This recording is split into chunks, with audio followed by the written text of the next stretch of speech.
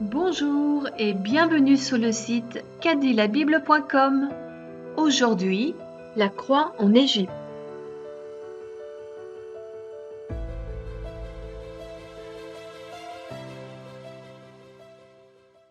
Tout le monde connaît la croix que Christ a portée et sur laquelle il fut sacrifié. Mais savez-vous qu'il y en a aussi dans l'Ancien Testament?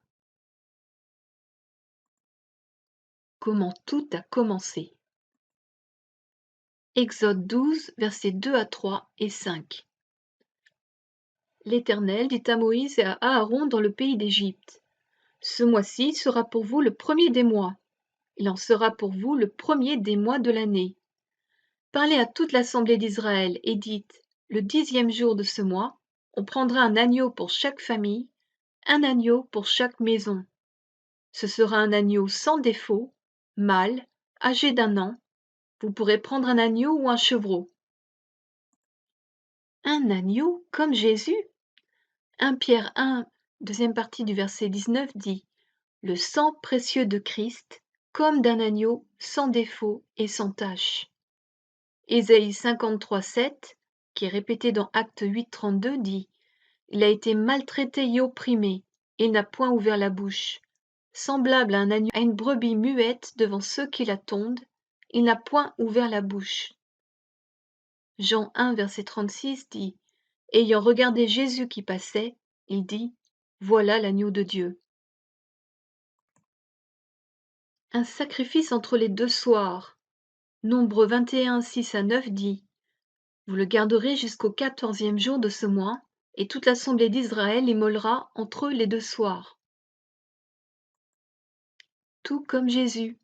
Marc 15, versets 34 et 37 dit: Et à la 9e heure, Jésus s'écria d'une voix forte: Éloi, Éloi, lama sabachthani, ce qui signifie: mon Dieu, pourquoi m'as-tu abandonné? Mais Jésus, ayant poussé un grand cri, expira. Pour Israël, la soirée commençait à 3 heures de l'après-midi, 9e heure. C'était exactement le moment où le sacrifice du soir était fait dans le temple. Voir Exode 29, versets 38 à 42. On continue avec Exode 12, verset 7. On prendra de son sang, donc le sang de l'agneau, et on en mettra sur les 2 poteaux et sur le linteau de la porte des maisons où on le mangera. Verset 22. Vous prendrez ensuite un bouquet d'hysope, vous le tremperez dans le sang qui sera dans le bassin, et vous toucherez le linteau et les 2 poteaux de la porte avec le sang qui sera dans le bassin. Nul de vous ne sortira de sa maison jusqu'au matin. Alors, quelle est la signification de ce bouquet d'hysope? Psaume 51, verset 9 dit: Asperge-moi avec l'hysope, Seigneur, et je serai purifié. Sous la loi, les sacrificateurs utilisaient l'hysope pour purifier une maison ayant de la lèpre, symbole pour purifier une maison ayant de la lèpre, symbole de péché. On le voit dans Lévitique 14, verset 51, qui dit: Il prendra le bois de cèdre, l'hysope, le cramoisi et l'oiseau vivant, il les trempera dans le sang de l'oiseau égorgé et dans l'eau vive, il en fera 7 fois l'aspersion sur la maison. Dieu purifie les individus ainsi que leurs familles, leurs maisons, leurs péchés. Il y eut aussi de l'hysope à la crucifixion. On appliqua aussi de l'hysope à Jésus lorsqu'il était à la croix. Jean 19, verset 29. Il y avait là un vase plein de vinaigre. Les soldats en remplirent une éponge, et l'ayant fixé à une branche d'hysope, ils l'approchèrent de sa bouche. Tout comme Israël a mis le sang sur les poteaux de leur porte, le sang fut aussi sur la croix. Et 13, 12 dit: C'est pour cela que Jésus aussi, afin de sanctifier le peuple par son propre sang, a souffert hors de la porte. Apocalypse 5, deuxième partie du verset 1 dit: À celui qui nous aime, qui nous a délivrés de nos péchés par son sang. Puis on arrive au repas de la Pâque, où l'agneau doit être rôti au feu. Exode 12, verset 8 à 11 dit: Cette même nuit, on en mangera la chair, rôtie au feu, on la mangera avec des pains sans levain et des herbes amères. Vous ne mangerez point à demi-cuit et bouilli dans l'eau, mais il sera rôti au feu, avec la tête, les jambes et l'intérieur. L'agneau est rôti au feu. Il fait allusion à l'offrande de paix, traduit en français par action de grâce, qui a les deux mêmes caractéristiques que l'agneau de la Pâque. Il est consumé par le feu. Voici donc les passages pour l'offrande de paix qui est traduit en français action de grâce. Lévitique 3, versets 1 et 3. Lorsque quelqu'un offrira à l'Éternel un sacrifice d'action de grâce, s'il offre du gros bétail, mâle ou femelle, il offrira sans défaut devant l'Éternel. De ce sacrifice d'action de grâce, il offrira en sacrifice consumé par le feu devant l'Éternel la graisse qui couvre les entrailles et toute celle qui est attachée. Donc Jésus, tout comme l'agneau, a été consumé par le feu. Les herbes amères dans le repas de la Pâque, Exode 12, verset 8. Cette même nuit, on en mangera la chair rôtie au feu, on la mangera avec des pains sans levain et des herbes amères. L'herbe amère est pour se rappeler du goût amer de la servitude esclavage en Égypte. Le pain sans levain, matzah, symbolise une vie où le péché a été ôté par un sacrifice. Donc le pain sans levain et les herbes amères sont deux éléments qui annoncent Jésus le Messie, qui ôte les péchés, symbolisés par l'esclavage de l'Égypte, et de son emprise sur nous par son sang, qui a eu son corps lacéré par les coups de fouet, la couronne d'épines et les clous, ce que symbolise le pain appelé matzah, qui est percé de trous. Il a pris sur lui notre châtiment et nos maladies, infirmités. Il a subi le jugement de Dieu sur lui à notre place, la colère symbolisée par le feu du châtiment pour nous redonner la paix avec Dieu. Alors le repas de la Pâque devait être mangé à la hâte. Exode 12, versets 10 à 11 dit « Vous n'en laisserez rien jusqu'au matin, et s'il en reste quelque chose le matin, vous le brûlerez au feu. Quand vous le mangerez, vous aurez vos reins sains, vos souliers au pied, votre bâton à la main, et vous le mangerez à la hâte. C'est la Pâque de l'Éternel. » Ils mangèrent la Pâque à la hâte parce que les choses allaient se faire vite. Pharaon les expulsa d'Égypte sans préavis, à tel point que la pâte de leur pain n'eut pas le temps de se lever. De même, lorsque nous donnons notre vie à Jésus, nous passons rapidement du monde des ténèbres vers la lumière. Colossiens 1, versets 12 à 14 dit « Rendez grâce au Père qui vous a rendu capable d'avoir part à l'héritage des saints dans la lumière, qui nous a délivrés de la puissance des ténèbres et nous a transportés dans le royaume du Fils de son amour, en qui nous avons la rédemption, la rémission des péchés. » Fin du passage. En fait, quelques secondes suffisent.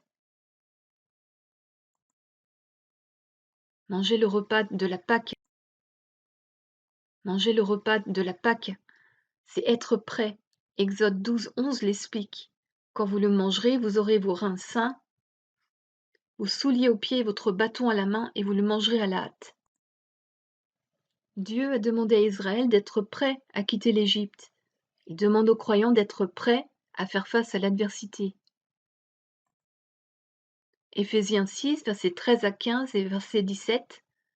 C'est pourquoi prenez toutes les armes de Dieu, celles de Dieu, afin de pouvoir résister dans le mauvais jour et tenir ferme après avoir tout surmonté. Tenez donc ferme.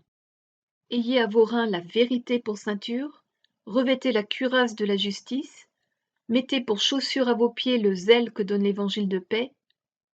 Prenez aussi le casque du salut et l'épée de l'esprit, qui est la parole de Dieu. Pendant cette Pâque, la mort allait toucher les premiers-nés égyptiens. Exode 12, verset 12 dit « Cette nuit-là, je passerai dans le pays d'Égypte et je frapperai tous les premiers-nés du pays d'Égypte, depuis les hommes jusqu'aux animaux, et j'exercerai des jugements contre tous les dieux de l'Égypte. Je suis l'Éternel. » Romains 8, 29 dit « Car ceux qu'il a connus d'avance, il les a aussi prédestinés à être semblables à l'image de son Fils, afin que son Fils fût le premier-né d'entre plusieurs frères. » Fin du passage. Dieu, le Père, a envoyé son Fils premier-né pour qu'il meure à notre place. Romains 5, 9 dit: À plus forte raison donc, maintenant que nous sommes justifiés par son sang, serons-nous sauvés par lui de la colère. Israël sauvé par le sang de l'agneau. Exode 12, versets 13 et 23 dit: Le sang vous servira de signe sur les maisons où vous serez. Je verrai le sang et je passerai par-dessus vous. Il n'y aura point de plaie qui vous détruise quand je frapperai le pays d'Égypte. Quand l'Éternel passera pour frapper l'Égypte et verra le sang sur le linteau et sur les 2 poteaux, l'Éternel passera par-dessus la porte et ne permettra pas aux destructeurs d'entrer dans vos maisons pour frapper. De la même manière, le sang de Jésus nous protège de l'ennemi et de la mort. Jean 3,16 dit: Car Dieu a tant aimé le monde qu'il a donné son Fils unique, afin que quiconque croit en lui ne périsse pas, mais qu'il ait la vie éternelle.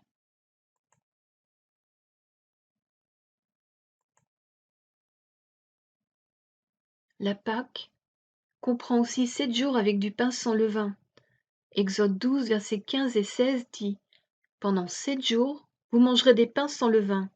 Dès le premier jour, il n'y aura plus de levain dans vos maisons, car toute personne qui mangera du pain levé, du premier jour au 7e jour, sera retranchée d'Israël. Vous observerez la fête des pains sans levain, car c'est en ce jour même que j'aurai fait sortir vos armées du pays d'Égypte.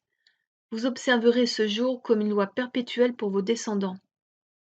7 dans la Bible est le chiffre de la perfection. Le levain symbolise le péché, l'orgueil. Cette fête commémore la libération des Égyptiens, et donc pour nous du péché.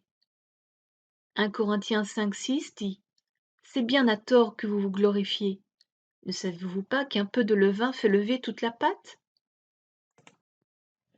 En fait, la Pâque, si on regarde 1 Corinthiens 11, versets 24 à 26, il est dit que Jésus, après avoir rendu grâce, le rompit, donc le pain, et dit: Ceci est mon corps qui est rompu pour vous. Faites ceci en mémoire de moi. De même, après avoir soupé, il prit la coupe et dit: Cette coupe est la nouvelle alliance en mon sang. Faites ceci en mémoire de moi toutes les fois que vous en boirez. Car toutes les fois que vous mangez ce pain et que vous buvez cette coupe, vous annoncerez la mort du Seigneur jusqu'à ce qu'il vienne. Le vin symbolise le sang de l'alliance qui nous met sous la protection de Dieu. Le pain symbolise le sacrifice de l'agneau de Dieu pour nous, Jésus le premier-né de Dieu. Prenez le temps de vous rappeler de ce qu'il a fait à la croix en prenant la communion. Et n'oubliez pas, Dieu vous aime. Éphésiens 1, versets 17 à 19 dit: Que le Dieu de notre Seigneur Jésus-Christ, le Père de gloire, vous donne un esprit de sagesse et de révélation dans sa connaissance, et qu'illumine les yeux de votre cœur, pour que vous sachiez quelle est l'espérance qui s'attache à son appel, quelle est la richesse de la gloire de son héritage qu'il réserve aux saints, et quelle est envers nous qui croyons l'infinie grandeur de sa puissance, se manifestant avec efficacité par la vertu de sa force. Donc tout vient de lui. C'est sa sagesse, sa connaissance, son espérance, son appel, son héritage, sa puissance, sa vertu. Nous vous remercions pour votre écoute et nous espérons vous retrouver sur notre site cadilabible.com.